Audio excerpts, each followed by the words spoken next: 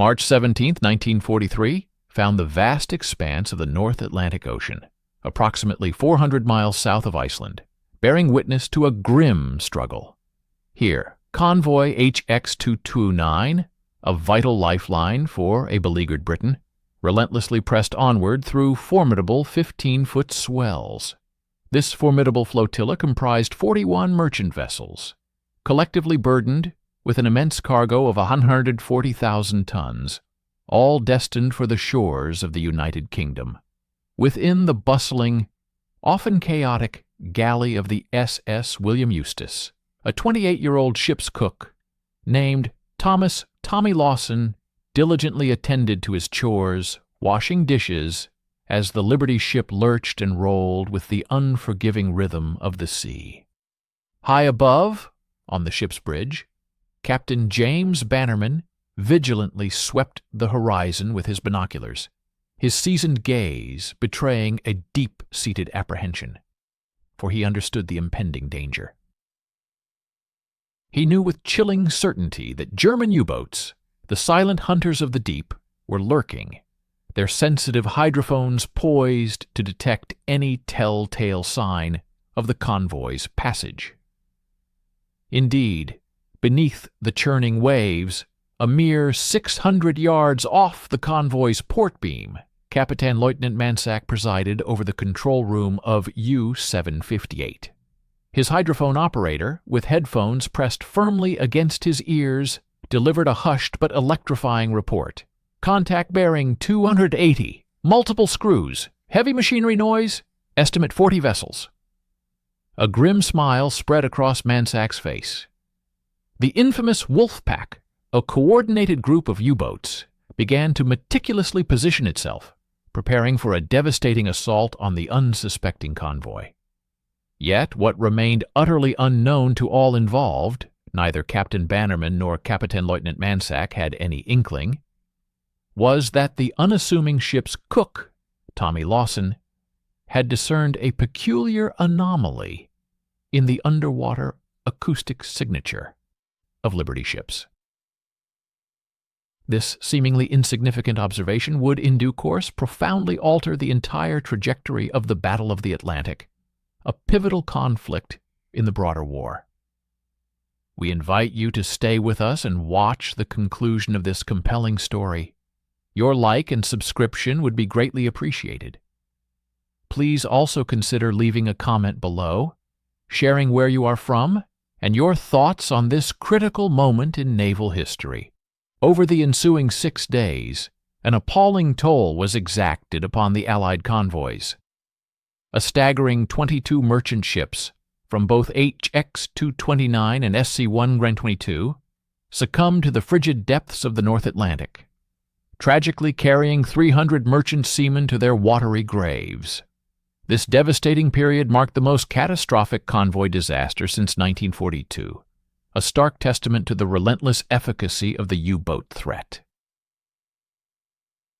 Admiral Karl Dönitz, the astute commander of Germany's U-boat fleet, would later characterize this period as the greatest convoy battle of all time, a chilling moniker that underscored the immense scale of the losses. The raw statistics of March 1943 painted a bleak and devastating picture. U-boats successfully sank an unprecedented 567,000 tons of Allied shipping, a figure that surpassed any previous month of the war. At this alarming rate of attrition, Britain faced a dire prognosis, with only 3 months of essential food supplies remaining, a predicament that threatened to cripple the nation. Prime Minister Winston Churchill himself would later confess in his memoirs, "The only thing that really frightened me during the war was the U-boat peril," a sentiment that powerfully conveyed the existential threat posed by these underwater predators. The technological prowess of German hydrophones was brutally effective, granting U-boats a terrifying advantage. They possessed the capability to detect the distinctive noise of convoy propellers from an astonishing distance of 80 nautical miles, Individual merchant ships, even when sailing alone, inadvertently broadcast their presence from up to 12 miles away. The unique acoustic fingerprint, characterized by the cavitating propellers, the subtle vibrations emanating from their engines, and the resonant hum of their hulls, served as an unmistakable beacon, guiding German torpedoes with deadly precision. In a desperate bid to counter this unseen menace, Allied escort vessels employed a myriad of tactics: erratic, zigzag patterns designed to confuse, strict radio silence to deny intelligence, and regular ASDIC sweeps to detect submerged threats. Yet, despite these concerted efforts, nothing proved truly effective. The convoys were inherently too noisy, their passage reverberating across miles of ocean. The U-boats, operating in their fearsome wolf packs, would simply descend to a depth of 400 feet, where they would lie silently, patiently listening with their advanced hydrophones, awaiting the opportune moment to strike from an ideal firing position. What remained unknown to the Allied strategists was that the eventual solution to this seemingly intractable problem would not originate from the minds of a sophisticated naval engineer or an erudite acoustic scientist, but rather from the improbable insight of a humble merchant ship cook who had left school at the tender age of 14. At naval headquarters in Liverpool, England, in March 1943, the Western Approaches Command found itself locked in a relentless 3.5-year struggle against the formidable U-boat menace. Every conceivable strategy had been meticulously explored and implemented. As early as 1941, the Royal Navy had equipped every escort vessel with ASDIC sonar, an active sonar system capable of detecting submerged U-boats at a range of 2,500 yards. However, this technology suffered from a critical limitation: it could only detect submarines directly ahead of the escort. Astute U-boat commanders quickly adapted, learning to launch their attacks from the stern or beam, thereby staying safely outside the ASDIC's detection cone. Furthermore, ASDIC proved utterly useless against surfaced U-boats attacking under the cover of darkness, precisely the favored tactic of the wolf packs. In 1942, a team of brilliant scientists at the Admiralty Research Laboratory pioneered the development of high-frequency direction finding, HFDF, affectionately nicknamed Huff Duff. This innovative system excelled at tracking U-boat radio transmissions, proving remarkably effective in pinpointing submarines that broke radio silence. However, once a wolf pack established contact with a convoy, they would cease transmitting, opting instead for passive listening. Meanwhile, Allied ships continued to inadvertently broadcast their precise location with every rotation of their propellers. By early 1943, the Royal Navy had committed a staggering $8.7 million, an amount equivalent to $560 million in contemporary currency, in a desperate quest to resolve the vexing acoustic signature problem. Professor Patrick Blackett, the distinguished director of Naval Operational Research, had authored a highly classified paper that unequivocally stated, "Merchant vessel propeller cavitation and machinery resonance create underwater sound profiles detectable at extreme range. Without fundamental hull redesign, impossible during wartime production, convoys will continue to announce their positions to enemy hydrophones." The unanimous consensus among experts was stark and unambiguous. It was simply impossible to render a merchant ship sufficiently quiet to evade hydrophone detection. Dr. Harold Burris, the Admiralty's chief naval architect, meticulously elucidated the underlying physics in a detailed memo dated February 14, 1943. He explained, A Liberty ship's propeller rotates at 76 RPM under load, displacing 2,000 to 500 tons of water through a 15-foot diameter propeller. The resulting cavitation, the formation and subsequent collapse of bubbles on the blade surfaces, generates broadband acoustic energy across frequencies ranging from 0.01 to 100 kHz.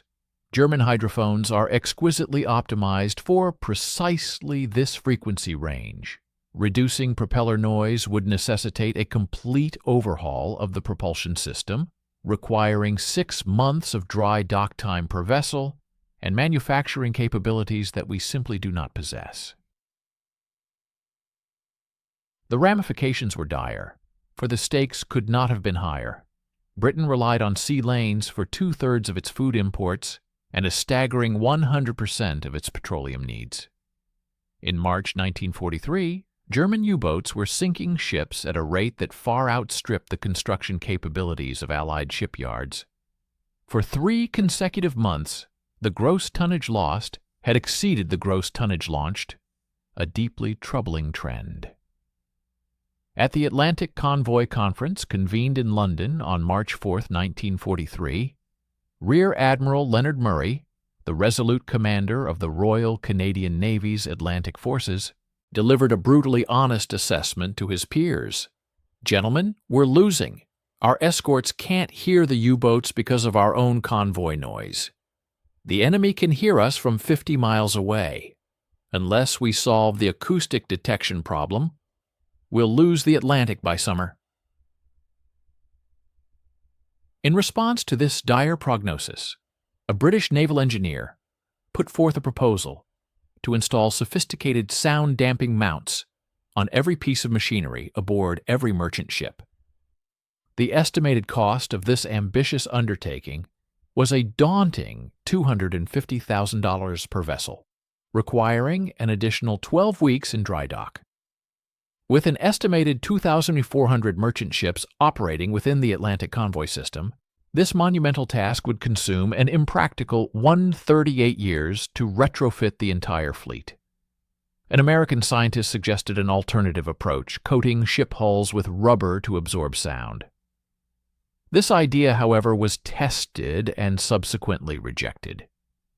The rubber proved to degrade rapidly in salt water within weeks, generated massive hydrodynamic drag, and consequently reduced ship speed by 3 knots, rendering the convoys even more susceptible to attack.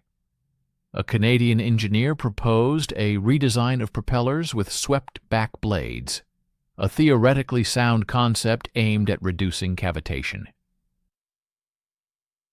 While an excellent idea in principle, it was deemed completely unfeasible, as it would necessitate retooling every propeller foundry in North America and scrapping an existing inventory of 14,000 propellers. By March 15, 1943, Allied naval commanders had reluctantly resigned themselves to a grim reality. There appeared to be no viable technological solution to the inherent problem of convoy acoustic signatures. Merchant ships, they concluded, would continue to unwittingly broadcast their positions to every U-boat within hearing range. The only remaining strategy was to bolster the number of escorts, increase air cover, and desperately hope that a sufficient number of ships would manage to survive, thereby keeping Britain supplied and in the war. Yet, 800 miles to the west, aboard a Liberty ship valiantly battling a ferocious North Atlantic gale, an ordinary cook was on the verge of proving every expert unequivocally wrong. Thomas Patrick Lawson possessed no engineering degree, nor in fact any degree whatsoever. Born in South Boston, Massachusetts in 1915, Tommy Lawson had left school at the tender age of 14, compelled by the harsh realities of the Great Depression to help support his family. He toiled first as a line cook in a bustling diner, then as a galley hand on coastal freighters. When the global conflict erupted, he joined the U.S. Merchant Marine at 26, not driven by aspirations of heroism, but by the pragmatic allure of a $125 monthly wage, a sum 3 times greater than what he had earned in Boston. His captain's evaluation from June 1942 offered a rather unremarkable assessment. Lawson T.P., ship's cook, adequate performance, no leadership potential, recommended for galley duties only. Nobody expects genius from the guy who makes breakfast. However, after the SS William Eustace successfully completed 3 perilous convoy runs to Liverpool, Lawson began to cultivate a peculiar habit. During his off-watch hours, he would invariably seek out the engine room, where he would sit and simply listen. His fellow crew members naturally considered him somewhat eccentric, if not outright mad. "Tommy's going to get himself killed down there," remarked First Mate Robert Chen. "That engine room is hot as hell and twice as loud." But Lawson was not drawn by the oppressive heat or the deafening din. He was there because he had noticed something profoundly significant. On February 19, 1943, in the unforgiving expanse of the mid-Atlantic, the William Eustace was sailing as part of convoy SC-18, a formation of 63 ships arranged in 9 columns. Lawson was in the engine room during a U-boat alert. Crouched near the main steam line, he was barely able to hear the ship's engineer, a gruff Scotsman named Donald MacLeod, shouting at him over the thunderous roar of the turbines. "Get back to your galley, cook. This is no place for this." The ship shudders. A torpedo had just struck a vessel 2 columns away. Through the vibrations transmitted by the hull, Lawson heard it. Not the immediate explosion, but the profound silence that followed. The water rushing into the dying ship's hull created a strange, hollow, booming sound, and then an abrupt cessation of noise. The U-boat, he realized, could no longer hear it. Lawson instinctively grabbed MacLeod's arm. The sinking ship. It stopped making noise. "Of course it stopped," MacLeod bellowed. "It's full of water." "No, I mean..." Lawson struggled to articulate his nascent realization. When water floods the hull, it stops the machinery vibration. The U-boat can't hear it anymore. MacLeod stared at him, a flicker of something unreadable in his eyes. So what if we could flood parts of our ship on purpose?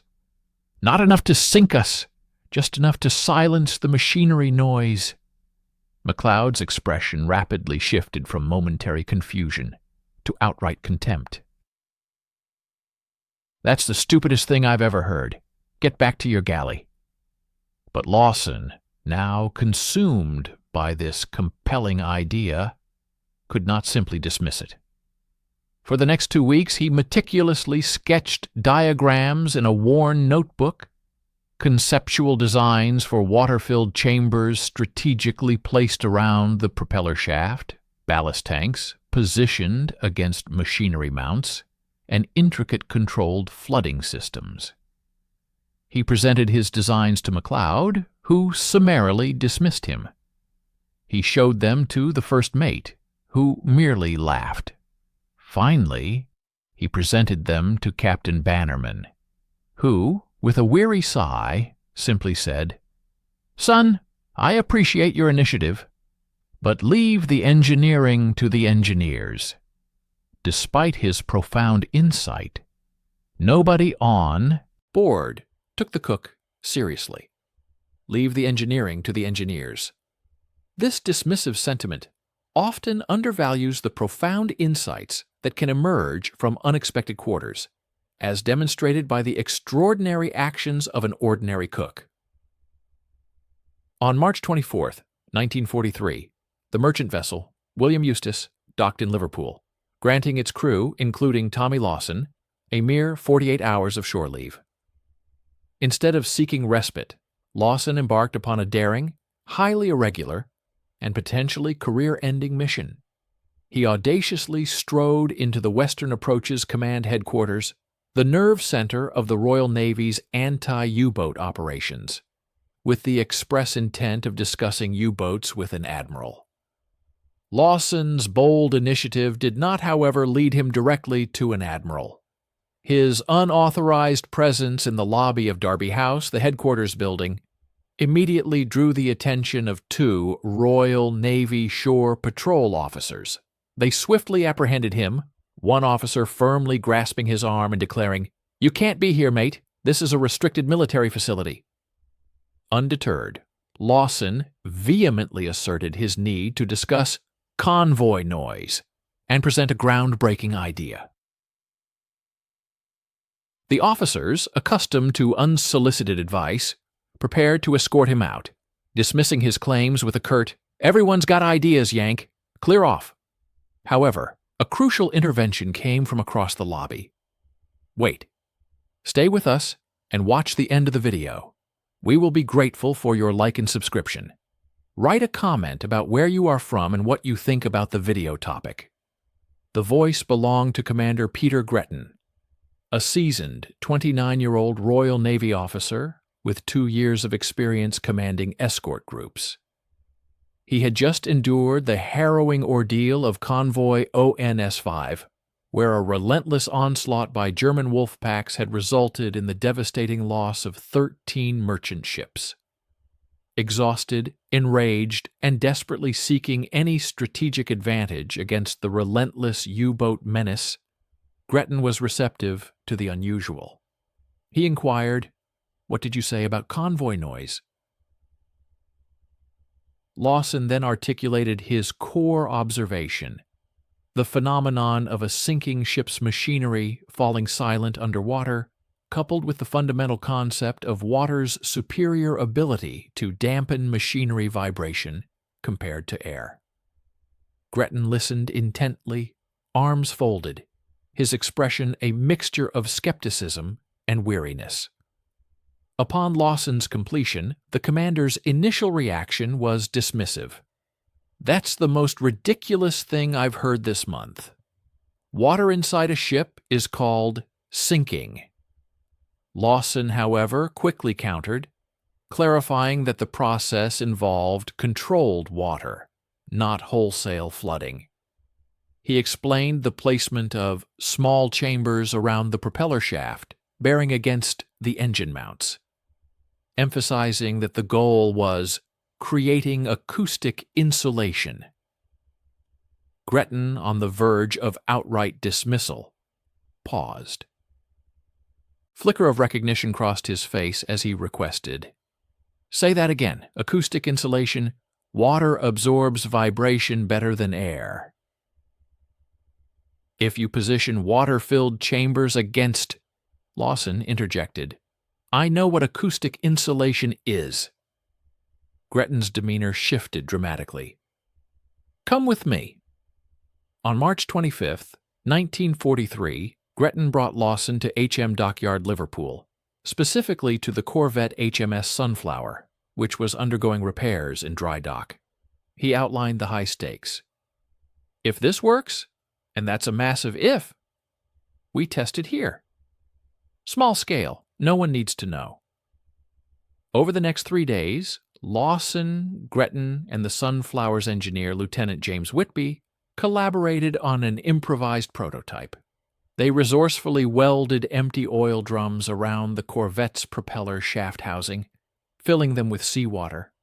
To simulate the additional weight and damping effect of water against the engine mounts, they strategically positioned sandbags.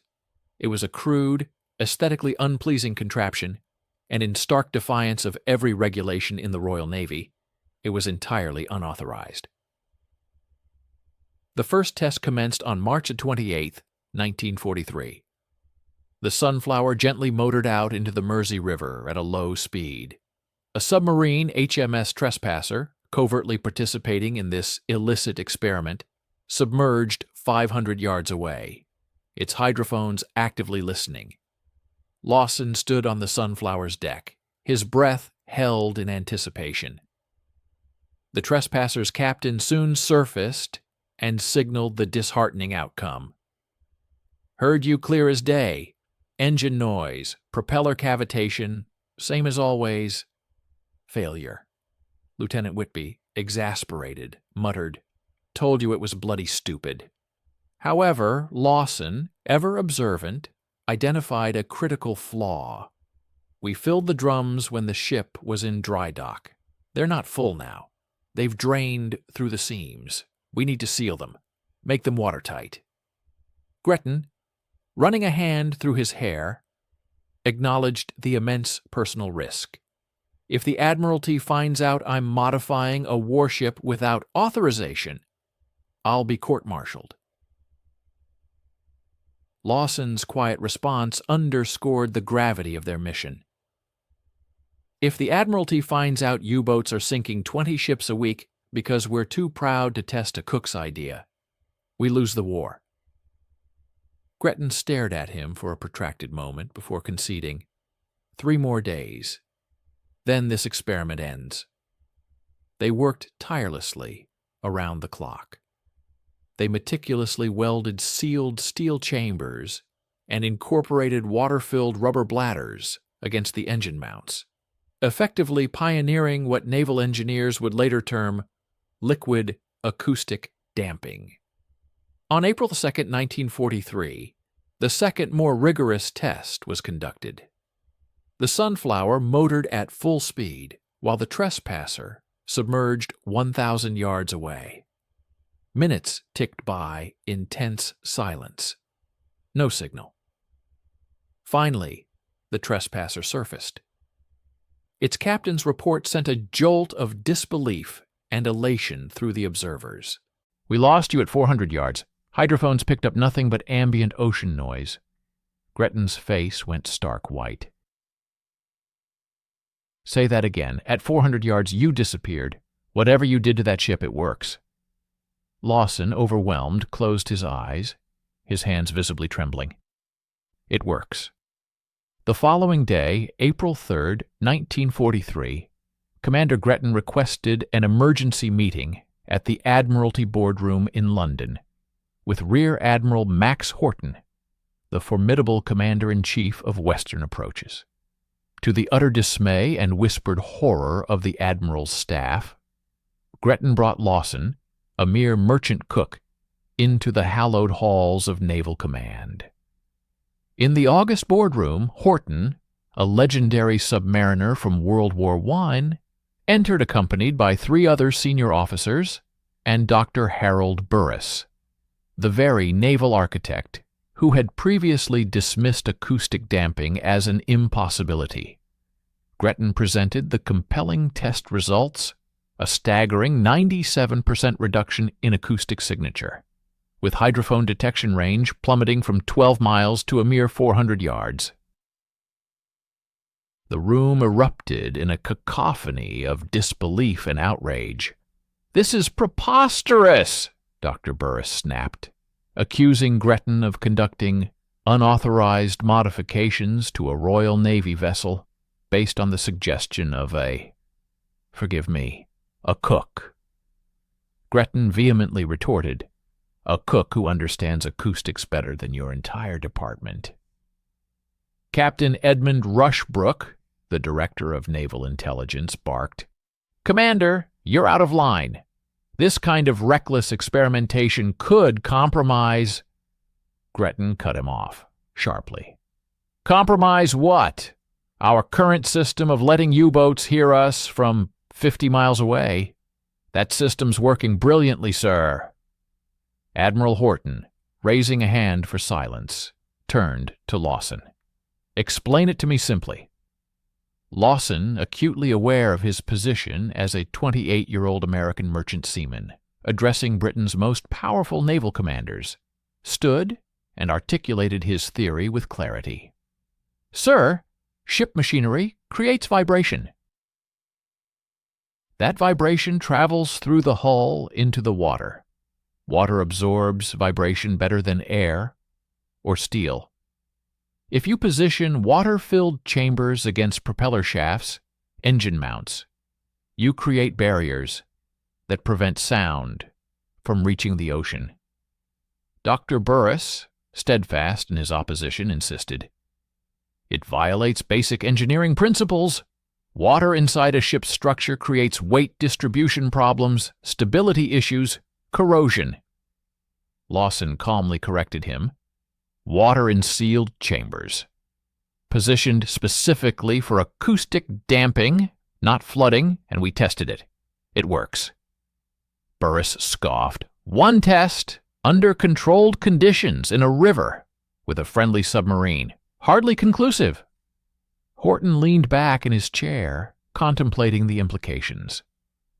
What would it take to retrofit a convoy? Captain Rushbrook threw his hands up in disbelief. Admiral, you can't be serious.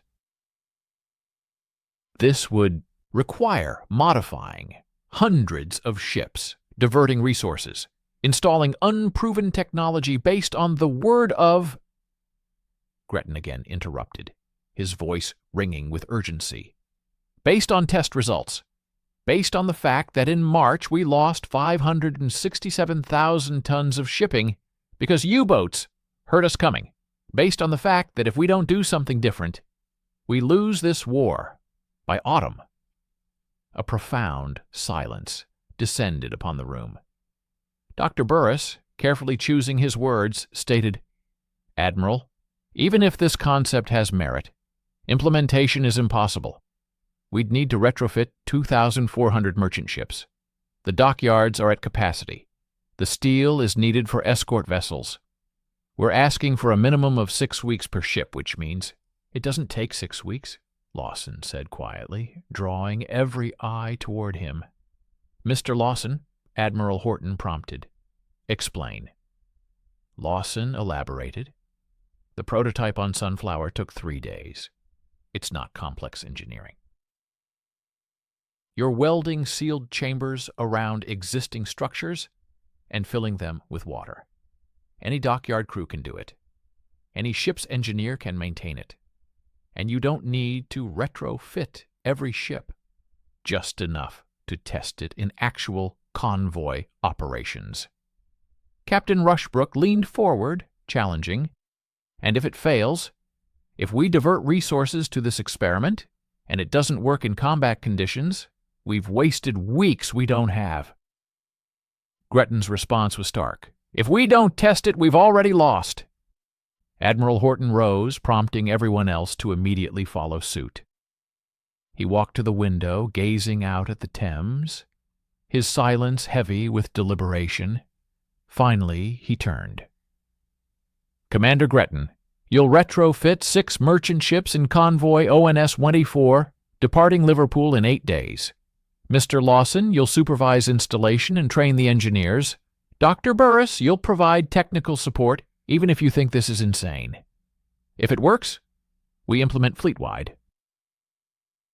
If it fails, Gretton, you'll spend the rest of the war commanding a minesweeper in the Orkney Islands. Clear? Crystal, sir, Gretton affirmed. Horton then looked directly at Lawson. Mr. Lawson, I don't know if you're a genius or a madman, but I do know we're desperate. Don't make me regret this. Lawson swallowed hard.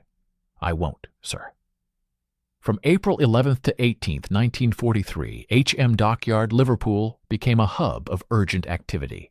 6 merchant ships received the crucial modifications: the SS Daniel Webster, SS James Herod, SS John Davenport, SS Samuel Eliot, SS Benjamin Kai, and Lawson's own vessel, the SS William Eustace.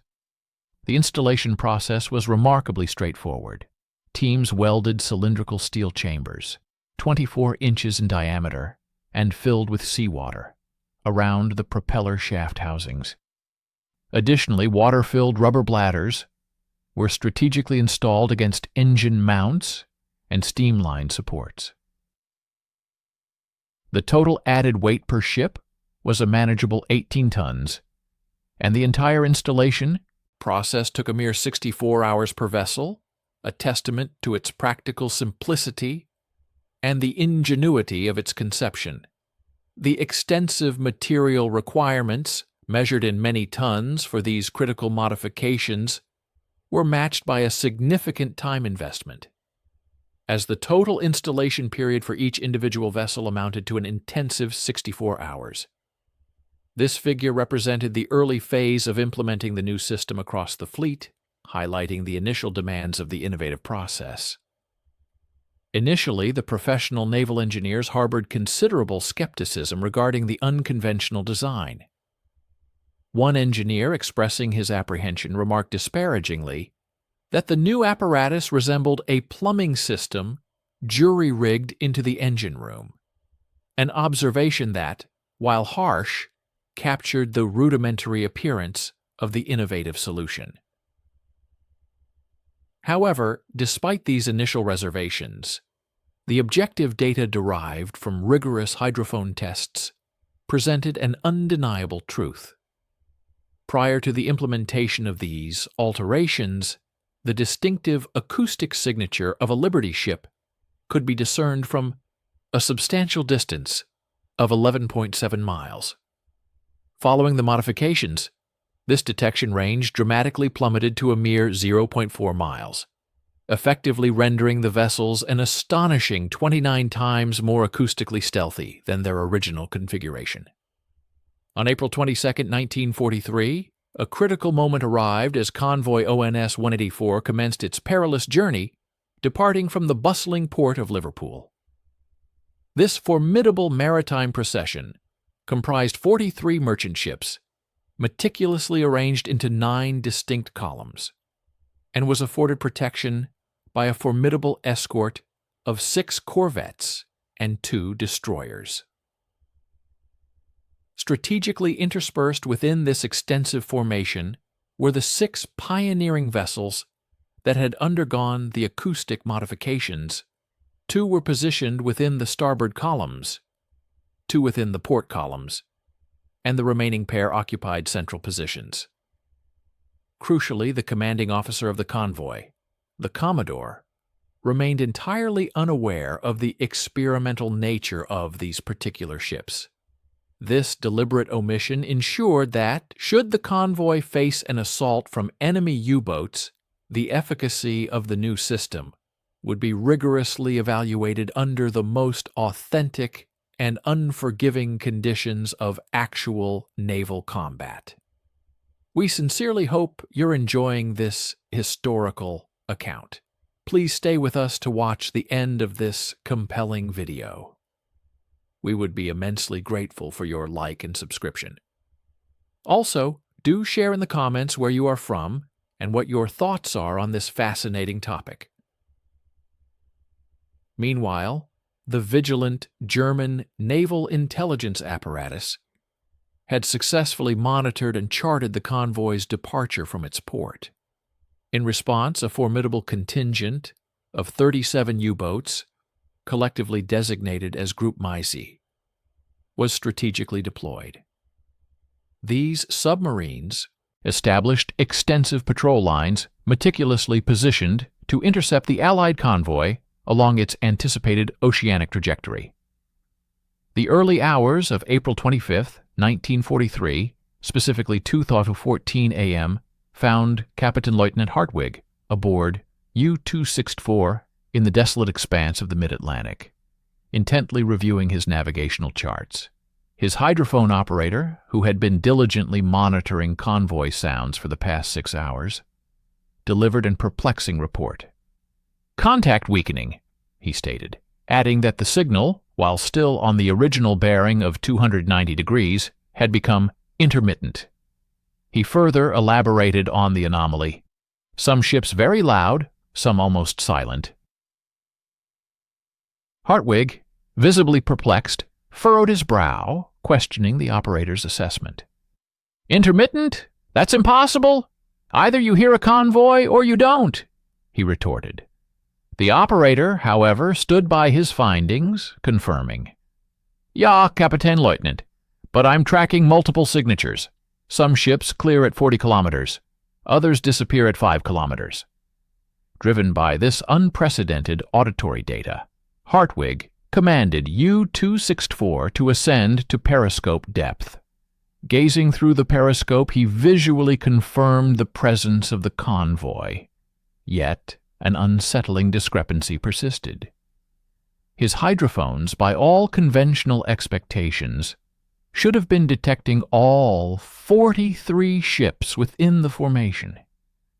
Instead, he was only able to track 27, leading to an initial miscalculation that 16 vessels were acoustically imperceptible. Upon closer analysis, he realized the true number was 6. The other 10 were merely beyond the effective range of his hydrophone detection. However, the critical observation remained. 6 specific ships, interspersed throughout the convoy, were emitting virtually no acoustic signature whatsoever. In light of this astonishing phenomenon, Hartwig made a pivotal strategic decision that would unknowingly directly contribute to the preservation of Allied lives. He resolved to concentrate his targeting efforts exclusively on those ships he could clearly detect through conventional means. Consequently, these specially modified vessels, possessing an acoustic footprint even fainter than the ambient sounds of the surrounding ocean, were able to seamlessly traverse the dangerous waters, effectively slipping past the formidable U-boat wolf pack without eliciting any detection. 2 days later, on April 27, 1943, approximately 600 miles to the west of Ireland, the U-boat Wolfpack, specifically Group Mesa, successfully established contact with convoy on 184. Over the ensuing 18 hours of relentless assaults, the German submarines managed to sink 9 merchant ships. This engagement represented a brutal and profound loss. 3,200 brave men found themselves adrift in lifeboats, while an immense 47,000 tons of vital cargo now rested irrevocably on the ocean floor. Yet, amidst this devastation, a singularly critical statistic emerged. Of the 9 vessels tragically lost, precisely 0 were among the acoustically modified ships. The 6 ships equipped with Lawson's innovative acoustic dampening system emerged from the harrowing ordeal entirely unscathed. Upon the safe arrival of convoy on 184 in New York on May 7, 1943, Commander Gretton promptly dispatched an urgent signal to London. His message unequivocally stated, "Modified vessels showed 0 enemy engagement despite comparable positions within convoy formation. Acoustic dampening effective under combat conditions. Recommend immediate fleet-wide implementation." This concise yet powerful communiqué underscored the undeniable success of the experimental technology. Just 5 days later, on May 12, 1943, Admiralty formally unveiled a comprehensive statistical analysis of the new system's impact. The Western Approaches Command, responsible for vital naval operations, had meticulously crunched the relevant figures. Their findings were stark.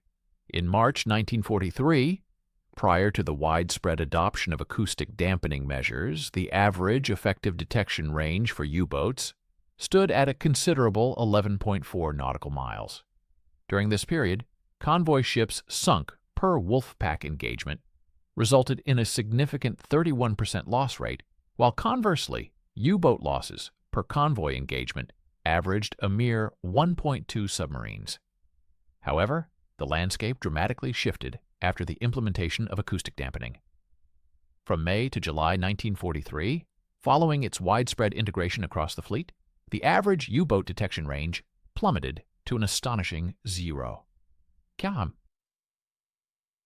6 nautical miles. Concomitantly, the rate of convoy ships sunk per Wolfpack engagement drastically decreased to a mere 4.7%, while the attrition rate for U-boats per convoy engagement surged to an average of 4.8 submarines. The statistical revelations were nothing short of staggering in their implications. Acoustic dampening had demonstrably curtailed Allied ship losses by an impressive 85%, concurrently precipitating a monumental 400% increase in U-boat losses. Submarines that had previously possessed the capability to detect convoys from distances as great as 50 miles now found themselves compelled to close to within a mere half-mile, a proximity that brought them squarely into the effective range of ASDIC, sonar, radar, and even visual detection. This fundamental shift utterly undermined the efficacy of traditional wolf pack tactics, as the German submarines were no longer able to effectively coordinate their attacks on targets that had become acoustically elusive. As a direct consequence of these devastating reversals, May 1943 earned its notorious moniker as Black May within the annals of German naval history. During this calamitous month, Allied forces achieved the remarkable feat of sinking 41 U-boats, representing a crippling 25% of Germany's entire operational submarine fleet. In stark contrast, the Allies suffered the loss of only 58 merchant ships, a significant reduction when compared to the 96 vessels lost in March. Grand Admiral Karl Dönitz, the beleaguered commander of the U-boat fleet, chronicled his despair in his war diary on May 24, 1943, lamenting, "The enemy has achieved technical supremacy in acoustic detection, which has robbed U-boats of their most effective weapon, surprise attack. Convoys have become nearly invisible to hydrophone surveillance. We can no longer predict attack positions. The old certainties have vanished." Further corroborating the profound impact of this new technology, a captured German hydrophone operator from U-954, which was sunk on May 19, 1943, recounted his bewildering experiences to British interrogators. He confessed, "We could not understand what happened. Sometimes we heard convoy sounds from a great distance. Other times, ships were practically on top of us before we detected them. It was as if the ocean had become silent." This testimony vividly illustrated the psychological disorientation and operational confusion inflicted upon the German submarine crews. By July 1943, the comprehensive fleet-wide implementation of the acoustic dampening system was proceeding at an accelerated pace. A remarkable 847 Allied merchant ships had already undergone the crucial modifications. The efficiency of the process had also significantly improved, with the installation time per ship decreasing to just 48 hours, as the specialized crews refined their techniques. Financially, the system proved exceptionally cost-effective, requiring an investment of only $20,000 per vessel, which represented less than 1/10 of the expenditure required to construct an entirely new ship. The strategic dividends were undeniable.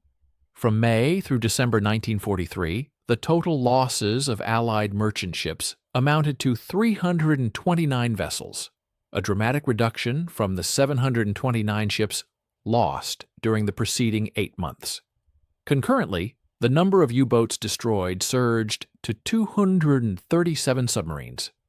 Crucially, an estimated 40,200 merchant seamen, whose lives would otherwise have been tragically forfeited in sinkings, were saved. While the Battle of the Atlantic was far from concluded, continuing until May 1945, the balance of power had decisively shifted. The U-boats, once the relentless hunters of the seas, now found themselves in the perilous position of being the hunted. Years later, in 1946, Admiral Sir Max Horton eloquently reflected on the war's turning points in his memoir.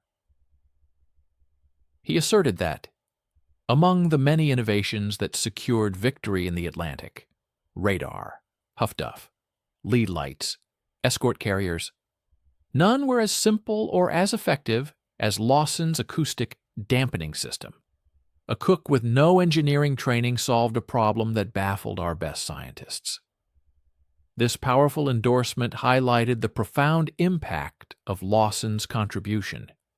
Similarly, Commander Peter Gretton, in his 1964 literary work, convoy escort commander, paid tribute to Lawson's unique genius, writing, "Tommy Lawson never fired a shot in anger. He never commanded a ship, but he saved more lives than any captain in the Royal Navy. His genius was seeing what everyone else missed, that the solution wasn't more technology but better use of the ocean itself." These testimonials underscored the extraordinary nature of his innovation. Between April 1943 and the conflict's conclusion in May 1945, a staggering 2,047 Allied merchant ships were equipped with Lawson's groundbreaking acoustic dampening systems, alongside modifications to 164 Royal Navy escort vessels. The cumulative steel requirement for these extensive installations amounted to 51,000 tons, a remarkably modest quantity, representing less than the material needed to construct a mere 7 Liberty ships. The overall financial outlay for this transformative program totaled $6.22 million, an amount equivalent to approximately $400 million in 2024 currency. The enduring legacy of Lawson's ingenuity saw the system adopted as standard equipment on all U.S. Navy surface vessels in the post-war era, subsequently evolving into the sophisticated Prairie Masker noise reduction system, which remains an integral component of American warships to this very day. While contemporary Prairie Masker systems employ compressed air bubbles rather than the static water chambers of Lawson's original design, the fundamental principle underpinning their operation remains precisely identical: the strategic creation of acoustic barriers to effectively mask internal machinery noise. The unassuming hero at the heart of this innovation, Thomas Patrick Lawson, was formally recognized with the British Empire Medal in June 1945, presented during a modest ceremony held in London.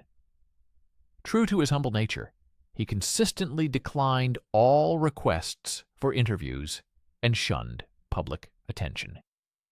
When approached by the New York Times for an interview in 1947, he politely refused, famously stating, "I just noticed something and mentioned it.